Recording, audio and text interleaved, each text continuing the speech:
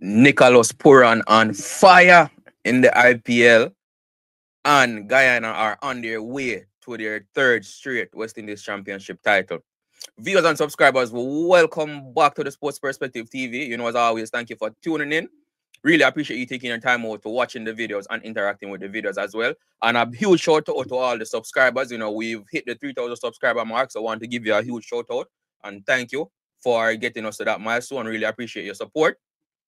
So as I said earlier, we're going to be talking about some IPL in this one and also the West Indies Championship. So Nicholas Pooran, he's been in fine form, and today was a matchup where he went up against fellow West Indians, and he definitely dominated in that matchup. You know, actually hitting one of his fellow West Indian teammates, taking a lot of runs from his over. So we're going to be talking about that. But before I get into the details, you know, we'd really appreciate if you take a few seconds to like the video, subscribe to the channel if you have not done so yet. For whatever reason, you might be new, you know, you might have forgotten to do it, but you know, free and simple ways for you to support the channel, but it goes a really far way in helping the channel to grow, right? So getting straight into the details.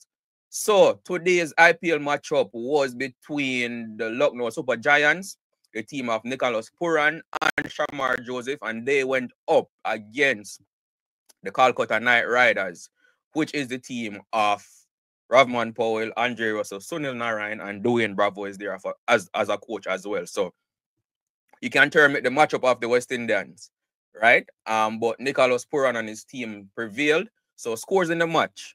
Lucknow Super Giants batted first, and they posted a huge total of 238 for 3, right? And in that, Nicky P. Pooran, he smashed a blistering 87 from just 36 balls. 87 not out, actually, of just 36 balls, right? And he was supported by Mitchell Marsh, who also played a brilliant innings, right? Smashing 81 from 48 balls, right? To get Lucknow Super Giants so 238 for 3, right? But we're going to be focusing on Pooran, right? So Pooran, smart, he's been in brilliant form this entire IPL season, right? He 87 from 36. This is his third score above 70 in 5 matches, right? So he scored 70 off 30, 70, no, 70, 70, then 75 off 30, no, 87 off 36, and I think he got a 49 as well, right? But in this 87, going up against Calcutta Knight Riders, he took 24 runs off of Andre Russell over.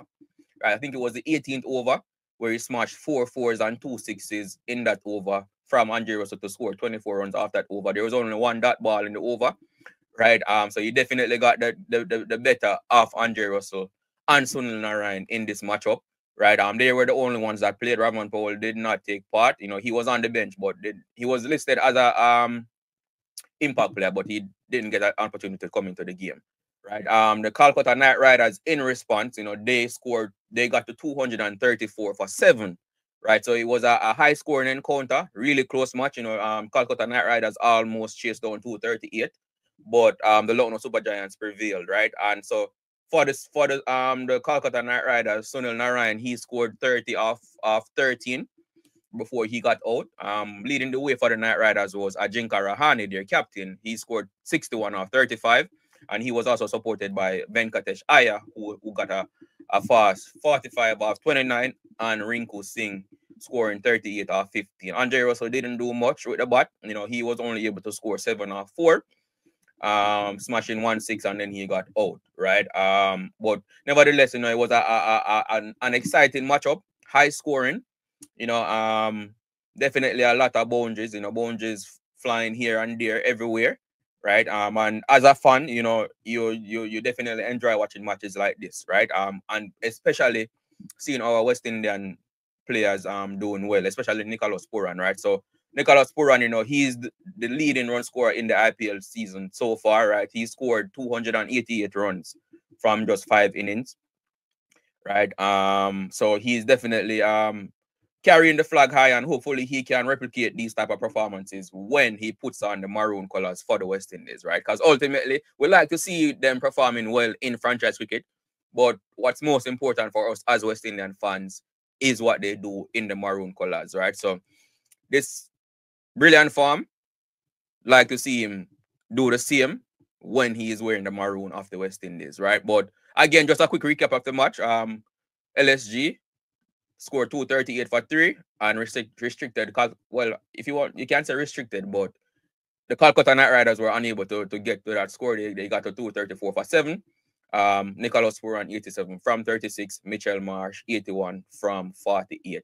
Right. Moving on now to the West Indies Championship. Right. So the final round of the West Indies Championship begins this week. Right. The 6th round of play ended over the weekend. There were a few victories. Most of the matches ended in draws, right? But a surprising victory based on how the season went was Jamaica's win over Trinidad, right? Not historically, like I've mentioned in a previous video, but just based on how the season has went.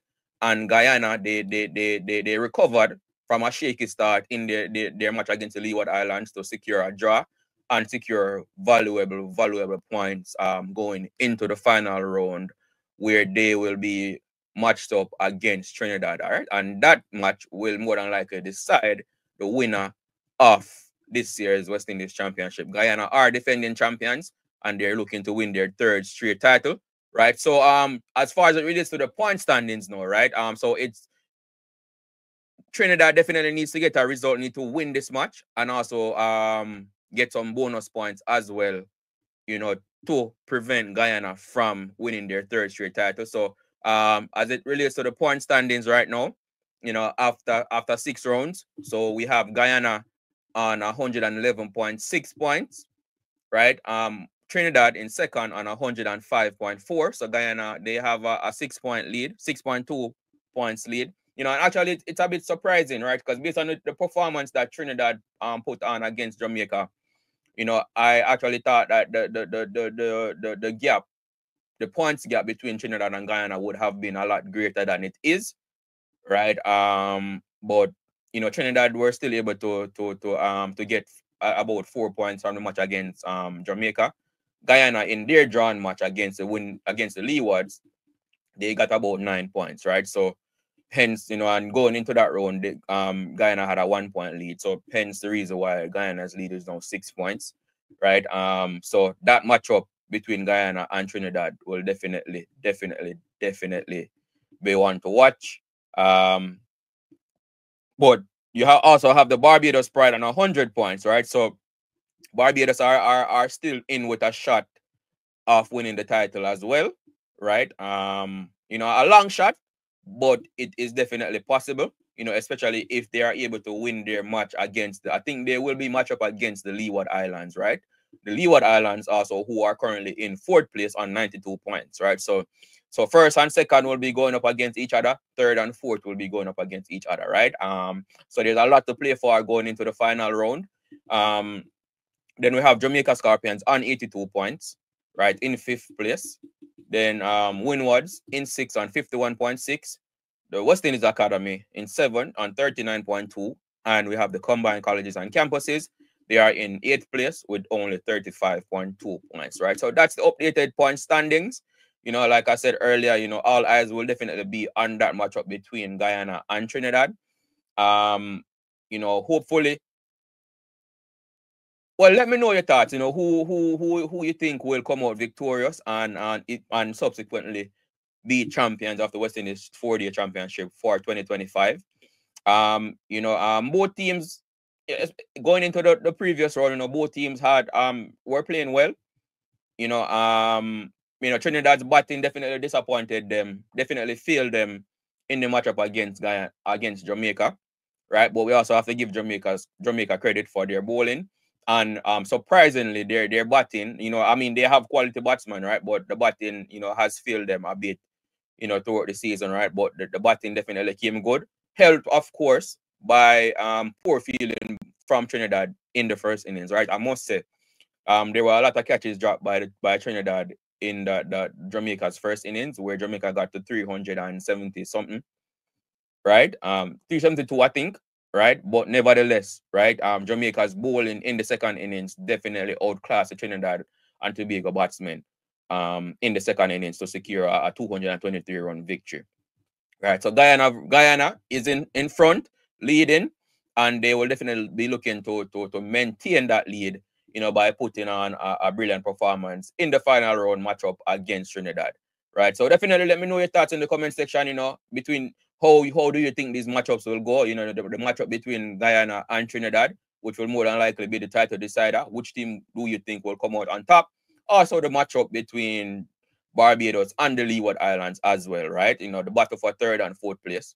Let me know what you think about that matchup as well. I think Jamaica will be going up against the combined colleges and campuses, and the Windward Islands will be going up against the West Indies Academy, right? But that's all I have for you in this video. Because on subscribers, you know, again, really appreciate your support. Thank you for 3,000 subscribers. Do remember to like the video, share your thoughts in the comment section, and definitely subscribe if you have not done so as yet. Thank you for watching, and I will see you in the next video.